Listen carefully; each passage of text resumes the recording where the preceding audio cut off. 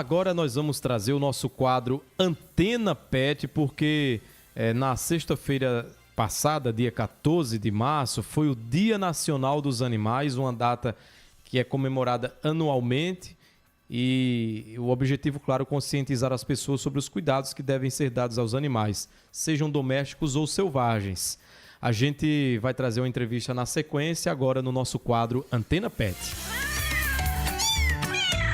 A partir de agora, Antena Pet, a proteção e o direito dos animais aqui no seu Antena Manhã.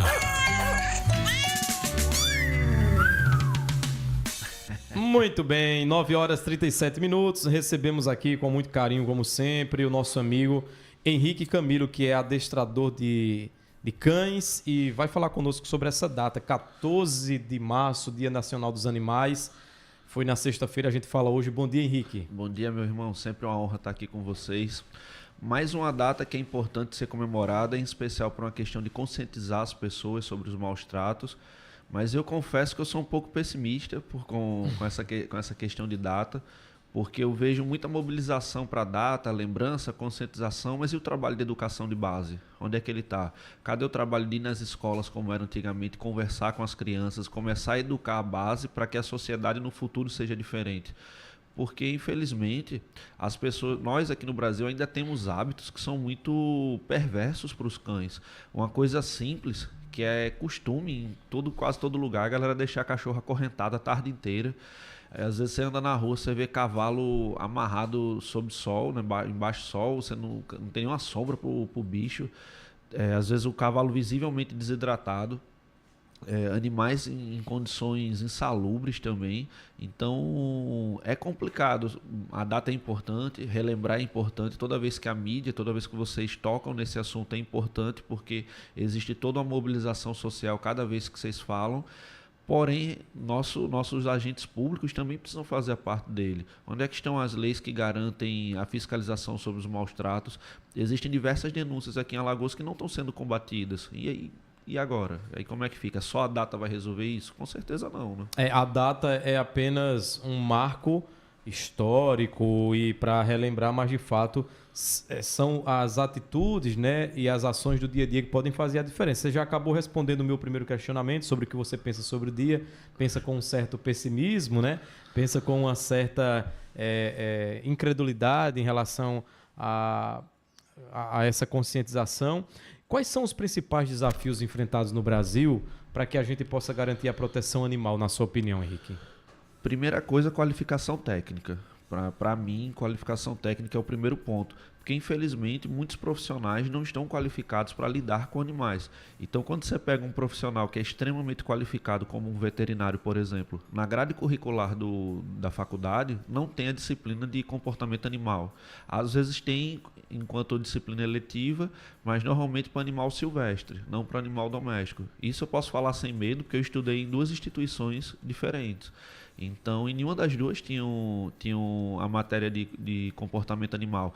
Então, o veterinário ele fica extremamente qualificado para lidar com os parâmetros fisiológicos do bem-estar animal, mas com os parâmetros comportamentais, não. Então, toda vez que você tem um grupo que vai fazer uma análise, que vai fazer um trabalho de conscientização, de fiscalização a respeito de bem-estar animal, e você não tem um profissional qualificado para comportamento animal, você já deixa passar muita coisa. Então, muitas vezes o animal ele está no score corporal legal, ele está com peso legal, ele está com altura boa, ele está sem ferida, tudo está perfeito. Mas para quem é adestrador, já começa a ver o animal fazendo muito licking, uma coisa que a gente já comentou aqui, que é aquele ato dele ficar lambendo assim o lábio. O cachorro bocejando, o cachorro com lambedura excessiva, com comportamento repetitivo excessivo, girando muito para um lado, girando muito para o outro, cavando muito. São vários sinais de estresse do animal. Então a gente para e olha, peraí, esse animal pode não estar sendo maltratado, mas ele está sob estresse. Então o que seria o ideal? Sentar, conversar com a família. Ó, seu animal está estressado, você precisa melhorar a rotina de passeio, enriquecimento ambiental. Então precisa existir, primeiro passo, competência técnica. Segundo, a gente fazer um trabalho corpo a corpo, de formiguinha, na base, para mudar a cultura do nosso país. A gente ainda tem uma cultura de cachorro ser colocado em corrente, cachorro... Não que eu seja contra, Mas a questão é o tempo que o cão permanece ali. Uma coisa é, você vai lavar o canil do seu cão e deixou o cão na corrente um instante. Você vai sair com o seu carro, botou o cão na corrente para o cão não fugir durante um instante. Isso é uma coisa. Outra coisa é você deixar o cachorro 5, 6, 7, 8, 10, 12 horas preso numa corrente e achar que esse animal não vai ficar estressado. E às vezes preso sem água e sem comida, que a gente já viu casos assim. Às vezes preso sem água e sem comida. Eu já resgatei um cão uma vez, pouca gente sabe dessa história, que o cão estava há quase um ano numa corrente. Caramba. Há quase um ano. Ele estava com o pescoço ferido, botavam o resto de comida para esse cachorro, davam água para ele, assim, empurrando botavam no pote e empurravam assim. Ele já estava estressadíssimo. Já estressadíssimo. De vez em nunca, tinha uma pessoa que passava e com dó tirava ele da corrente, dava uma volta com o cão e botava de novo. E numa situação que era complicada, o rapaz era casado, se separou, saiu da casa da sogra, o cachorro ficou, todo mundo tinha medo, e o cachorro ficou nessa corrente durante muito tempo. Quando eu peguei o cão fedia a urina, porque ele fazia o xixi e invariavelmente em algum momento ele tinha que deitar onde ele já fez o xixi dele. Estava com otite nos 2 ouvidos, anemia, então graças a Deus ele sobreviveu, viveu uma vida com a gente. Mas é uma situação que é extremamente complicada e é uma situação que é corriqueira. Outra situação que é extremamente corriqueira, as pessoas não passeiam com os próprios cães, mas às vezes não levam o cão nem na esquina. Então eu conheço cães com 3 anos de idade que nunca tinham ido à rua.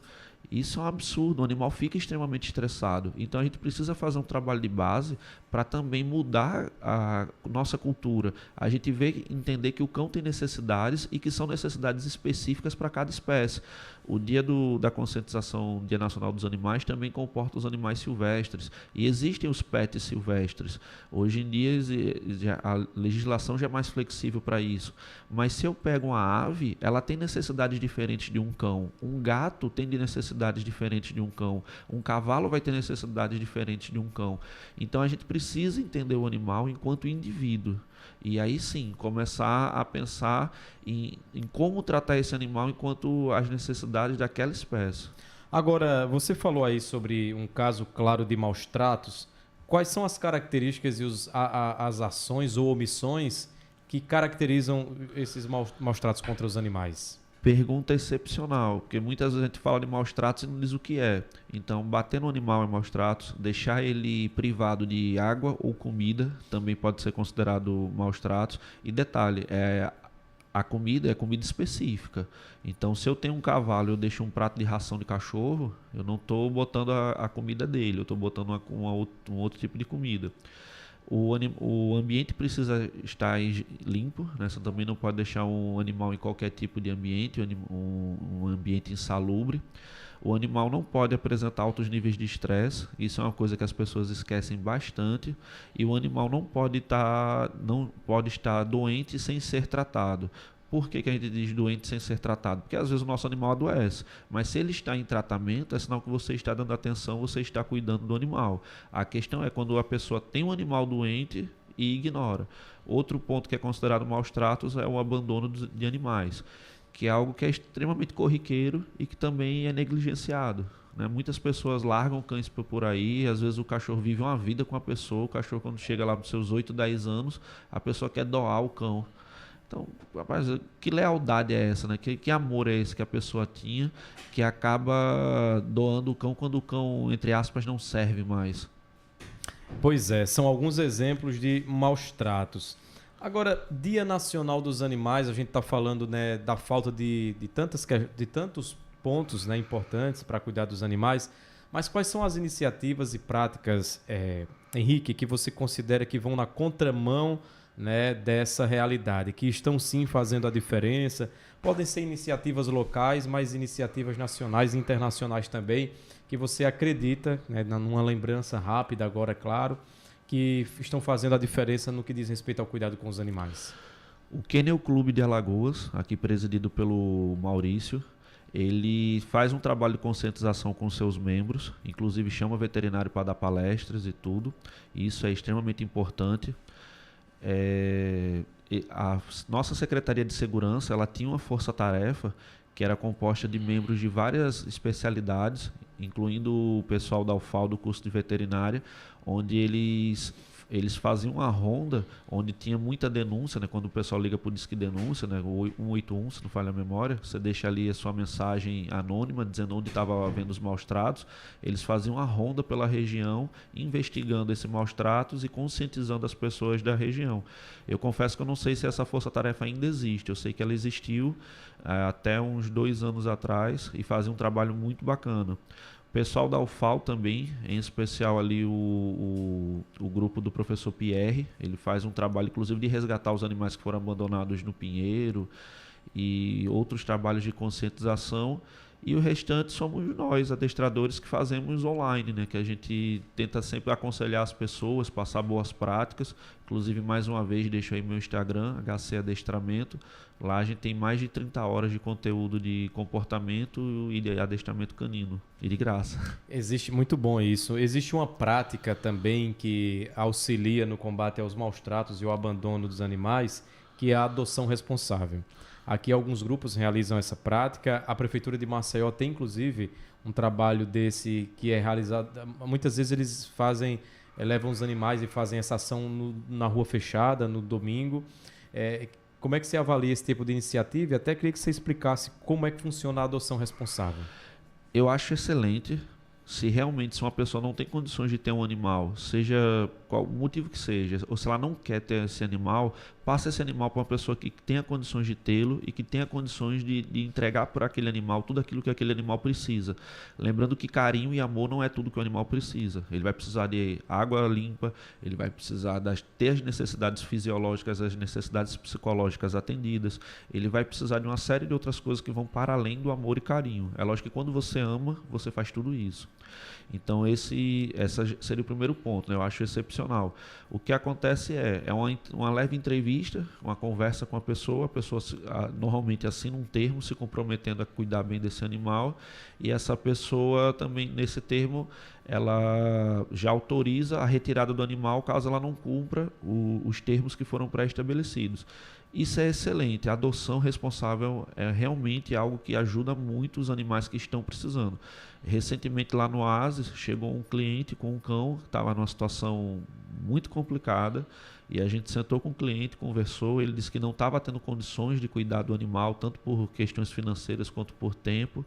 Aí nós adotamos esses 2 animais dele, depois doamos para pessoas de confiança, custeamos parte do tratamento dos animais, justamente para melhorar a vida desses animais. Então a adoção ela ajuda sim, os animais hoje estão excepcionais, estão excelentes. Um deles chegou lá com a miíase, né, com a bicheira que era tão forte na face do animal, na cara do animal, que dava para ver a fossa nasal dele. Então ele respirava pela ferida, para você ter ideia, meu amigo. Então assim, quando você consegue pegar um cão desse, cuidar e passar para uma pessoa que tem condições de manter o tratamento, é muito melhor do que deixar na mão de uma pessoa que está sem condições. Muito bom. Quais são as outras práticas que no dia a dia são importantes, Henrique, e que o cidadão pode estar fazendo a sua parte, contribuindo pela causa animal? Eu lembro que, por exemplo, algumas instituições elas necessitam de alimento, de medicamento, de doação nesse sentido. É um ponto que pode ajudar também. Mas quais são as outras práticas que nós, cidadãos, poderíamos adotar para contribuir também com o bem-estar animal? Meu amigo, tem uma coisa que é simples e às vezes passa despercebido. Não pegue um cão ou um gato ou um animal que seja se você não tem condições de tê-lo. Isso já ajuda muito. Já ajuda muito. Muito ajuda quem não atrapalha. Exatamente. Uma coisa que eu vejo muito é o pessoal, meu filho está ansioso, meu filho está com depressão, vou dar um cachorro para ele. Não melhora a situação do filho e piora a situação daquele cão. Então, a melhor coisa é você não ter um animal se você não tiver condições de tê-lo. Outro ponto, se as pessoas quiserem ajudar ainda mais, as pessoas podem se voluntariar, ir nas ONGs e começar a pegar esses cães para dar uma volta, para passear. Muitas vezes as ONGs estão lotadas, não conseguem dar a devida atenção a todos os cães. Então, se você vai lá, ajuda a limpar, ajuda a passear com aqueles cães, você está ajudando muito a sociedade como um todo. Outro aspecto, se cada um cuidar bem do próprio cão, do próprio gato, manter as vacinações em dia, saúde tudo em dia, você também está ajudando a sociedade como um todo, que você está fazendo a sua parte. Se você tem um vizinho, que você está vendo que o vizinho está com dificuldade de caminhar com esse animal, se for de confiança, se você tiver noção de como caminhar com o animal, vai lá, dá uma volta com o animal. Para quem não tem essa disponibilidade, tem dog walker, né, que são profissionais que são contratados para passear com animais, adestradores. Hoje, nós lá no Oásis mesmo, nós recebemos o cão, passamos o dia todo com o cão, fazemos diversas atividades, entregamos o cão no final do dia, tudo isso para ajudar as pessoas que estão sem tempo, que estão na correria. Então hoje existem diversos meios para você tratar bem o animal, só não trata quem não quer. Em relação, você chegou a dar uma pincelada e falar um pouco sobre políticas públicas para os animais. A política pública nacional que a gente ouviu falar mais recentemente, até nós discutimos aqui, foi a a implantação da Carteira de Identidade Nacional dos Animais com o Cadastro Nacional.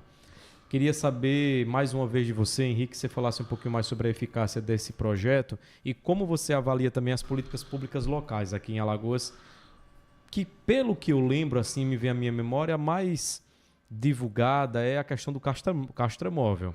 Fora isso, eu não vejo, de fato, uma política integrada e uma divulgação. Como é que você avalia e como é que a gente pode melhorar essas políticas? Aqui em Alagoas, nós temos alguns políticos que eles têm uma ótima vontade.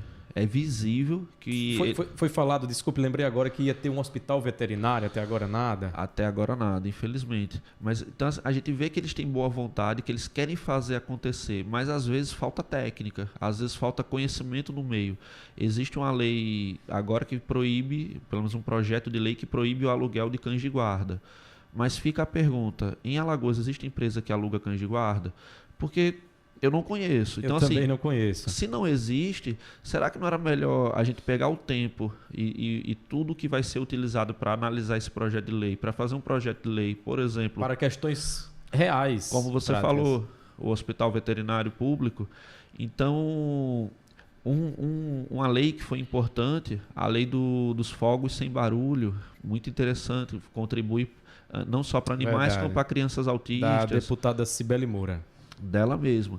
Mas assim, foi para frente, está sendo a fiscalização. Esse é sempre o meu questionamento. Às vezes a vontade foi boa, o projeto foi bom, tudo foi bacana, mas e na prática, como é que está sendo? Será que nós também estamos fazendo a nossa parte de não ficar comprando esses tipos de fogos? São João está chegando.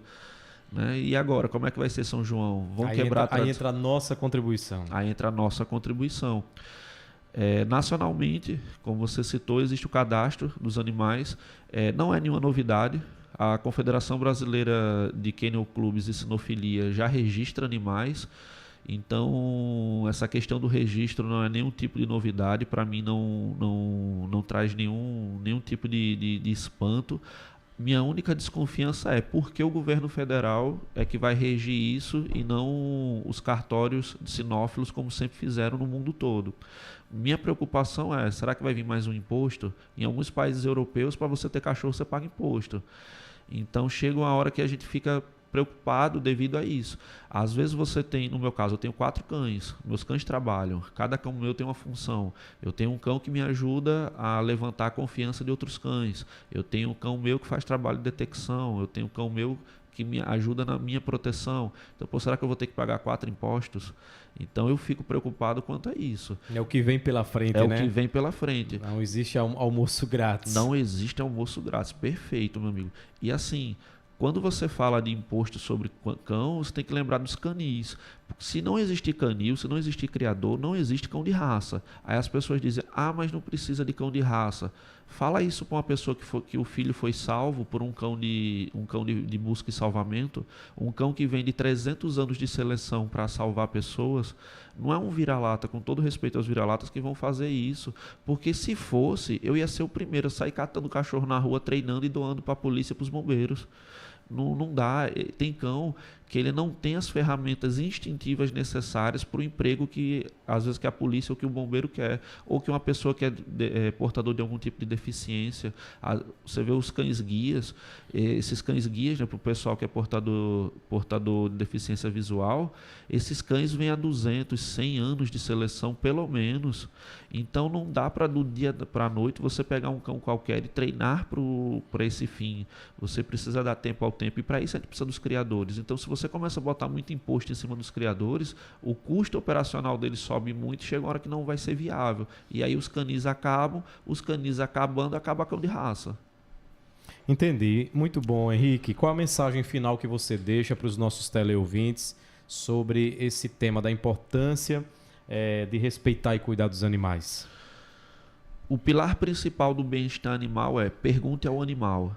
Tá? Os animais vão ter necessidades próprias, por mais que você ame o seu cão, o seu gato, qualquer bicho que você tenha como seu filho, esse filho que você tem, ele tem necessidades diferentes de um filho humano. E é isso que faz dele tão especial. Então, o trate da forma que ele gosta, o trate da forma que ele precisa, de acordo com a espécie, com a raça, com o indivíduo. E qualquer dúvida que vocês tiverem, segue lá a gente no @HCadestramento. @HCadestramento, nosso amigo Henrique Camilo, sempre aqui conosco. Obrigado, Henrique. Até uma próxima oportunidade. Eu que agradeço, meu irmão. Até uma próxima oportunidade. Olha, a entrevista com o Henrique Camilo você pode acompanhar nas nossas plataformas. Tem o nosso site, redeantena7.com.br, e tem também o nosso canal no YouTube, onde você acompanha com imagens. E no nosso Instagram a gente separa sempre a seleção, fazemos sempre a seleção de um corte, de um momento para que você acompanhe.